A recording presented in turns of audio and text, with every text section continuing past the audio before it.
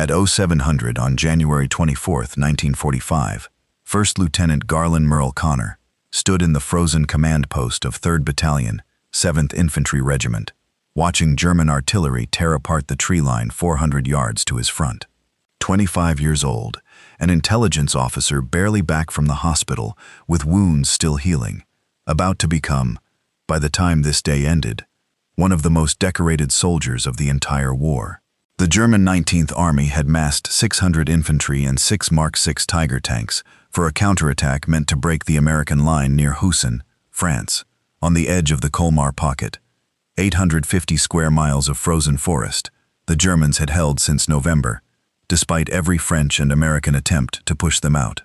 Conner stood 5'6", 120 pounds, a Kentucky tobacco farmer who'd never finished high school because the nearest one sat 15 miles from his family's farm.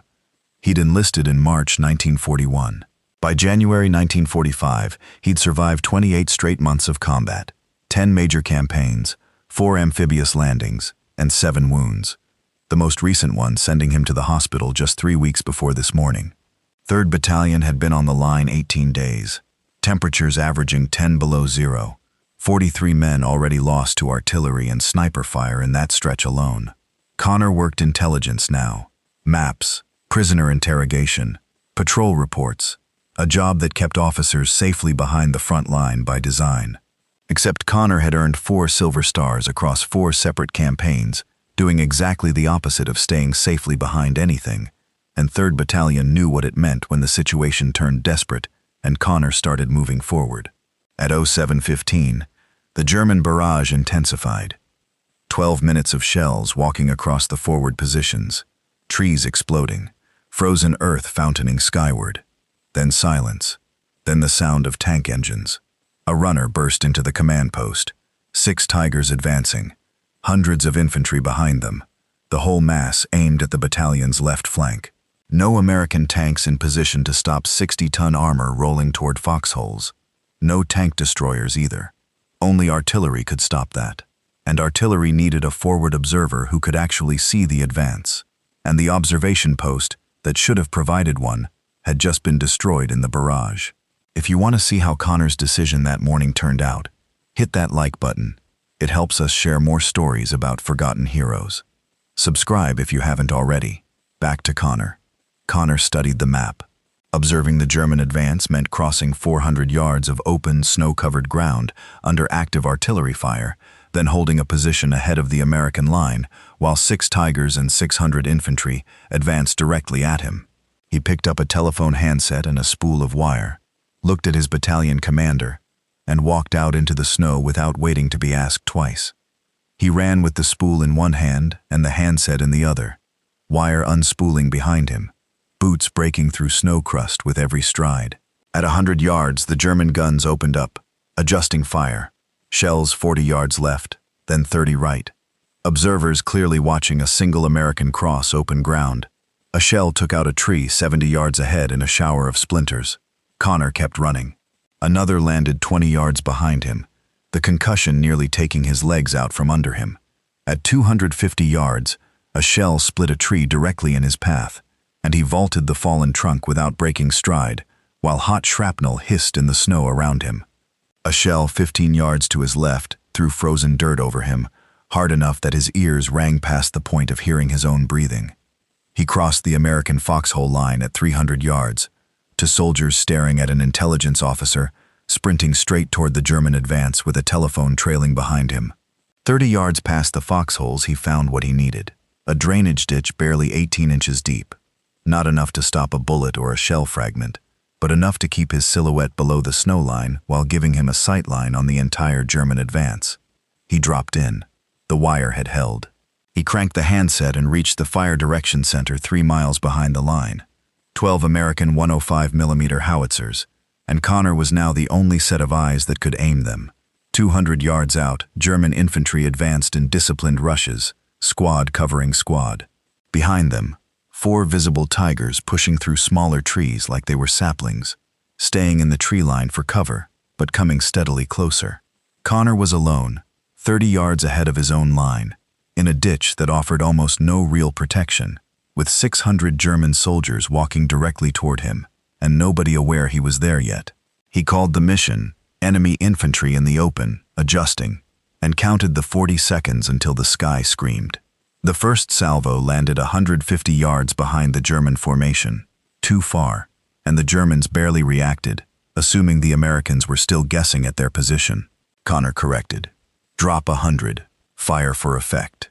18 seconds later, the second salvo landed dead center in the German formation, and the forest came apart.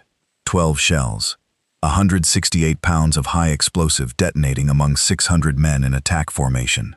The advance stopped cold, but the Tigers kept coming, breaking into open ground where the artillery couldn't touch their armor, no matter how many rounds landed near them. One fired its 88mm main gun, and an American foxhole 300 yards to Conner's right simply disappeared. Another Tiger did the same to a second position. 4 minutes, Conner calculated, until they reached the American line entirely, and once Tigers were behind the foxholes, the battalion would collapse into a rout the Germans would slaughter at their leisure.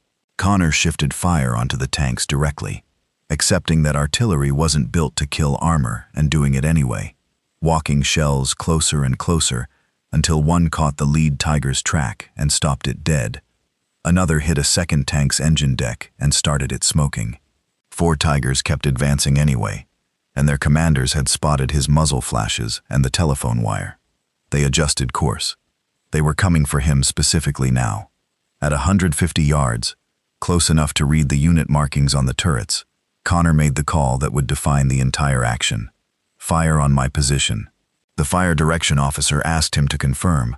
Calling artillery onto your own coordinates wasn't standard procedure, and it meant American shells landing close enough to kill the man calling them in. Conner confirmed 3 times. 40 seconds later, the first rounds landed 30 yards in front of his ditch, the concussion hitting him like a physical blow, his vision blurring, his lungs compressing under the pressure wave. He stayed exactly where he was and called it closer. 20 yards. Close enough to feel the heat off the blasts, close enough that shrapnel tore through the air 6 feet above his head. The Tigers buttoned up their hatches and stopped advancing. Even a Tiger crew didn't want to be caught outside armor with shells detonating that close. The German infantry regrouped behind the stalled tanks, using them as mobile cover, and Conner kept walking shells back and forth across their advance for the next stretch of the fight. A Tiger turret jammed by a direct hit, a second Tiger losing its remaining track and getting abandoned outright, its crew cut down by American rifle fire as they ran for their own lines. 3 Tigers operational, German soldiers crawling closer through shell craters, trying to flank his position, and cut the telephone wire that was the only thing keeping the artillery accurate at all.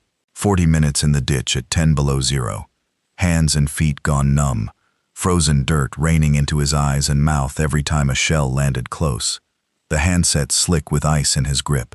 German counter-battery fire started bracketing his position, 15 yards right, then 15 left, their own observers hunting him with the same precision he was using against them.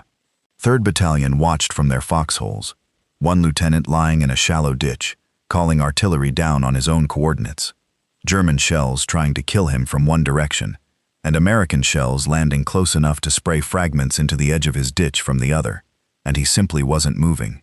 The German advance pushed to 80 yards, close enough to hear officers' commands and rifle bolts working. Conner dropped the barrage another 10 yards, catching something on his left shoulder in the process. Shrapnel or a rock, he couldn't tell, that went numb enough to make him switch the handset to his other hand. 3 remaining Tigers spread out to 50 yards apart to complicate targeting. Conner split fire between all 3, chasing tracks and optics, until one took a hit on its glacis plate hard enough to rock the 60-ton hull backward and jam a track on a frozen stump. An intelligence section private low-crawled out from the American line 40 minutes into the fight with extra wire and a backup handset, taking a position 5 feet from Conner and spotting for him, until a close salvo lifted both men off the ground and shrapnel tore through the private's leg. Conner pulled him deeper into the ditch. The private refused evacuation and kept watching for Germans, bleeding into the snow, rifle still ready. The last operational Tiger closed to 40 yards from the American foxholes, its commander standing exposed in the open hatch, scanning for the next position to destroy. Conner called for maximum concentration. Every gun the battery could bring to bear. 12 shells simultaneously. The tank vanished in the explosion and emerged still intact but blind. Its vision blocks shattered, immobilized. The crew abandoned it under American rifle fire. 3 didn't make it to the tree line. All 6 Tigers were now destroyed or abandoned, but 400 German infantry remained, veterans who knew how to fight without armor support. Conner walked the barrage across their cover, across the shell craters where they'd gone to ground, across every approach a reinforcement might use. Even as German counter-battery fire crept to within 10 yards of his ditch, close enough that Conner called counter-battery coordinates of his own, targeting the German guns 3 miles back until their fire slackened and stopped. A final 8-man German squad broke cover and made it 40 yards before Conner's shells found them entirely. No further attempt came after that. 2 hours into the fight, the battalion commander ordered Conner to withdraw under covering fire. The artillery was running low, 10 minutes of ammunition left at most.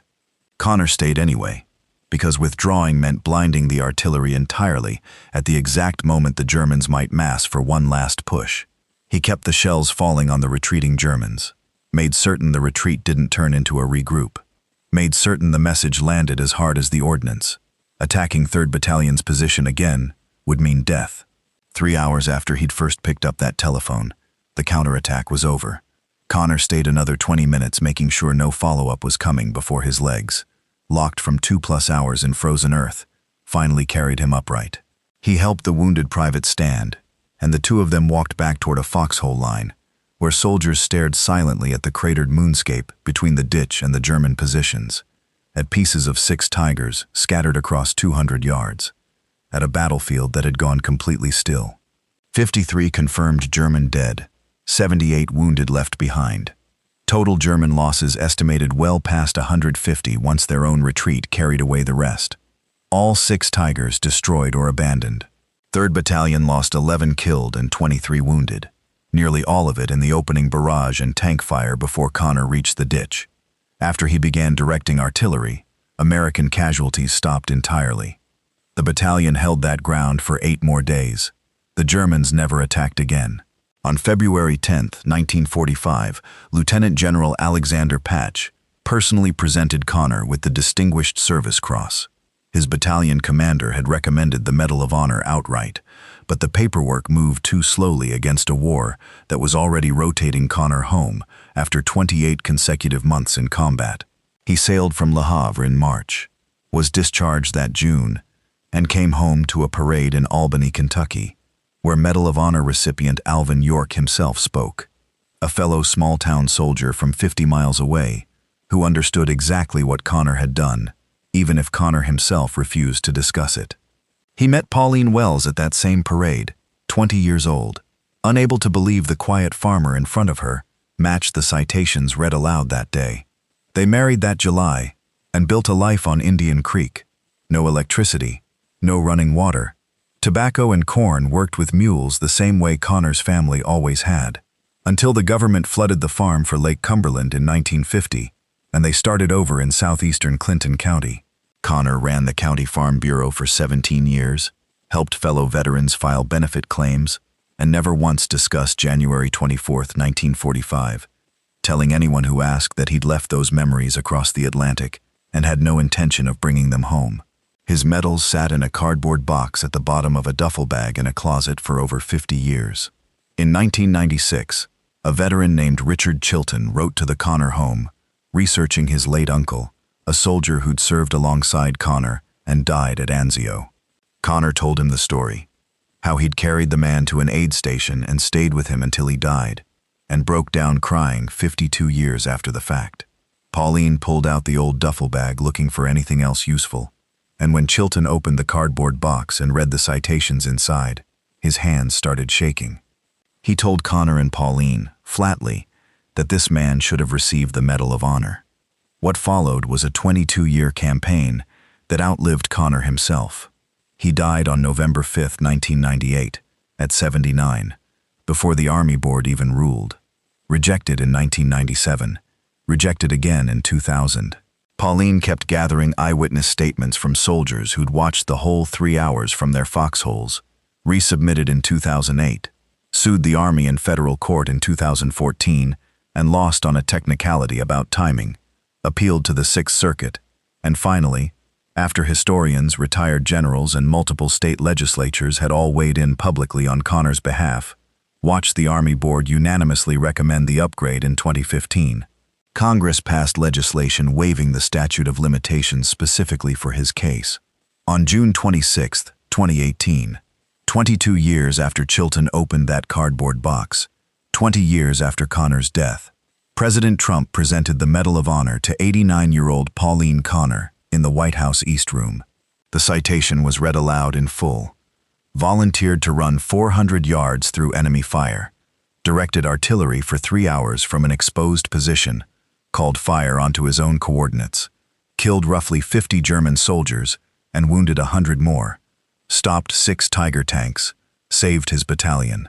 Garlin Murl Conner left the Army as the second most decorated soldier of the entire war, and for over 50 years, almost nobody outside his own family knew his name at all. If this story moved you the way it moved us, hit that like button. Everyone tells YouTube to put this story in front of more people. Subscribe and turn on notifications. We're rescuing stories like this one out of the archive every single week. Drop a comment and tell us where you're watching from, and if anyone in your family served, we want to hear it. Thanks for watching, and thanks for making sure Garlin Murl Conner doesn't disappear into silence.